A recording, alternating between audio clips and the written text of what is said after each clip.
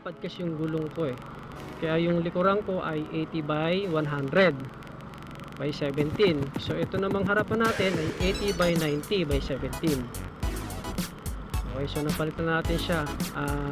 Bili nga pala natin sa gulong ay 800 pesos.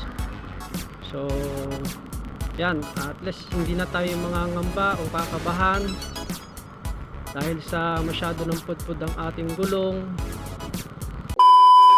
Na nga pala tayo mag-deliver dito sa Calamba at pabalik nga tayo ng Santa Rosa. As of now, okay naman ang traffic. So ride safe sa atin lahat mga